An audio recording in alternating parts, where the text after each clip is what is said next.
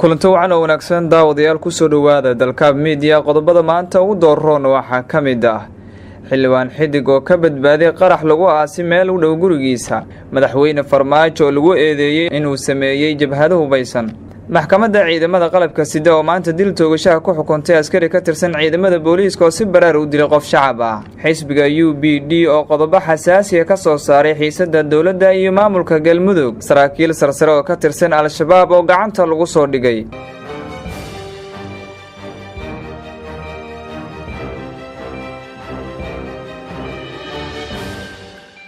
qodobadaasi qodobo kale ayaad ku daawan doontaan dalka media daawadayaal balse aan ku bilow magaalada Kismaayo wararka laga helayo magaalada Kismaayo ee xarunta gobolka Jubbada Hoose ayaa waxay sheegayaan in halkaasi lagu fashilay qarax miino ciidamada ilaalada u ah xildhibaan Cabdirashiid Maxamed Xidig oo ka mid ah musharaxiinta ugu tartamaysa qabashada xilka madaxweynaha maamulka Jubbaland ayaa waxa la sheegay inay fashiliyeen qaraxaas oo lagu aasay meel u dhow guriga Kismaayo ka degan yahay musharaxa dad goobjoogayaal oo ku sugan Kismaayo ayaa warbaahinta u sheegay in ciidamada ilaalada u ah xildhibaan Xidig ay arkeen qarax lagu aas meel dhowr talaab u jirta guriga musharaxa sidaasina ay ku fashiliyeen sida ay sheegeen goobjoogayaal ilaa iyo hadda ma jiro wax war oo ka soo baxay xildhibaan Cabdirashiid oo ka mid ah musharaxiinta ugu tartamaya xilka madaxtinimada maamulka Jubbaland isla markaana ka tirsan xildhibaanada golaha shacabka ee baarlamaanka Soomaaliya xildhibaan Cabdirashiid Maxamed Xidig ayaa ka mid ah musharaxiinta u taagan qabashada xilka madaxweynaha maamulka Jubbaland Kismaayo markuu tagay xildhibaan Cabdirashiid Maxamed Xidig ayaa wax weedeen kulul u jeediyay madaxweynaha maamulka Jubbaland Axmed Maxamed Islaam isoo sheegay in dhibaatooyin fara badan uu ku hayo dadka shacabka ee degan magaalada Kismaayo madaxweynaha Soomaaliya Maxamed Cabdullaahi Farmaajo ayaa lagu eedeeyay inuu sameeyay jabhado hubaysan Maxamed Axmed Kaahin oo ah wasiirka arrimaha gudaha maamulka Somaliland ayaa sheegay in madaxweynaha Soomaaliya uu sameeyay jabhado hubaysan xilli uu saxaafadda kula hadlayay magaalada Hargeysa caasimadda Somaliland wasiirka ayaa sheegay in jabhada uu sameeyay madaxweyne Farmaajo loogu talagalay in lagu dagaalamo maamulka Somaliland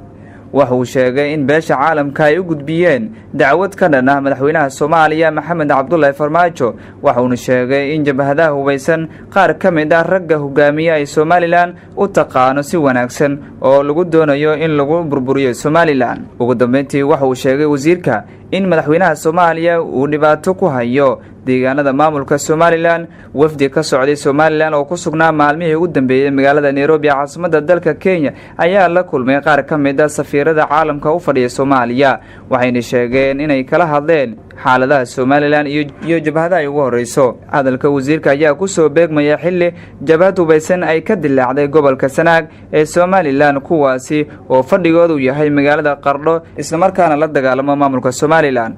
dhowr sargaal oo ka tirsanaa ciidamada maamulka Somaliland ayaa ka soo waxayna ku dhawaaqeen dagaal ka dhana maamulka Somaliland waana sababta keentay in ay Somaliland ku eedeyso madaxweyne Farmaajo inuu isaga ka dambeeyo jabhadaha lagu burburinayo maamulka Somaliland maxkamadda ciidamada qalabka sida ee Soomaaliya ayaa xukun dil ku riday askarigii ugu horeeyay ee ku eedeysnaa dilka darawal mooto bajaaj kaas oo darawalka ku dilay Muqdisho eedeysnaha la xukumay ayaa lagu magacaabi jiray dable booliis Cali Maxamuud Axmed oo 8 bishan ku dilay agaarka tarabuunka darawal mooto bajaaj la ahaa oo lagu magacaabi jiray Cabdirasaaq Yuusuf Goore halka uu dhaawacay Cali Xaashim Mataan oo sarafla ahaa kiiska askarigan ayaa muddooyinkii u dambeeyay waxay dhigeysigiisa ka socotay maxkamadda ciidamada qalabka sida ee Soomaaliya waxaan ugu dambeyntii maanta lagu dhawaaqay xukunka askariga maxkamadda ayaa sheegtay eedeysanaha la xukumay inuu haysto raacfaan uu ku qaadan karo kiiska waa askarigii ugu horeeyay ee ku eedeysnaa dilka darawal mooto bajaaj iyadoo dhowr dilil ay ka dhaceen magaalada Muqdisho ay geysteen askar balse aan la soo taagin maxkamadda xisbiga midowga nabad iyo horumarka ee uu hogaamiyo Xasan Sheekh Maxamuud madaxweynihii hore ee Soomaaliya ayaa qodobo xasaasi ah ka soo saaray faragelin uu sheegay in dawladda federaalka Soomaaliya ay ku hayso arrimaha maamulka Galmudug qoraal ka soo baxay xisbiga ayaa lagu sheegay inuu si dhow ula socday xaaladda siyaasadeed ee ka taagan dowlad goboleedka Galmudug doorashada maamulka Jubbaland iyo xiriirka iskaashiga iyo xoojinta nabadda ee dhowaan dhex martay maamulka Puntland iyo Galmudug iyo khilaafka guud ee sii xoogeystay ee u dhaxeeya dowladda federaalka iyo kuwa maamul goboleedyada. kadib markii uu xisbiga UPD garawsaday in waajib qaran ay tahay in mudnaan gaar ah la siiyo lana xaliyo dhammaan arrimaha ku geedaaman khilaafka u dhaxeeya dowladda federaalka iyo dowlad goboleedyada.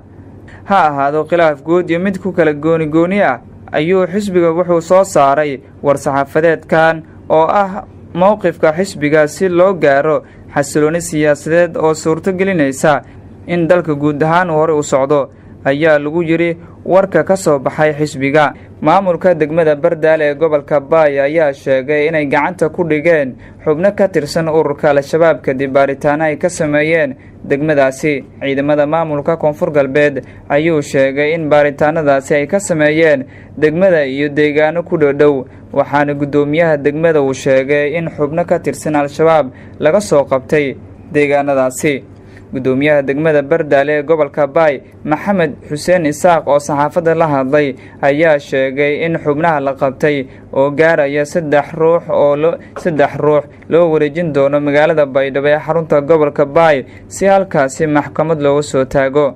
xubnaha Al-Shabaab ee la soo qabtay ayaan wali la soo bandhigeen, waxaana gudoomiyaha degmada Bardaale uu sheegay in baaritaan dheeraad ay ku sameynayaan markaas kadib ay u soo bandhigi doonaan warbaahinta, ayuu yiri gudoomiyaha degmada Bardaale ee gobolka Baay. guud ahaan intaas ayaan ku soo gabagabeynayaa daawadayaal warkii aad ka daawanayseen dalka media. intaan warkaan oo kale aan ku kulmi doono sidaas iyo nabadgelyo.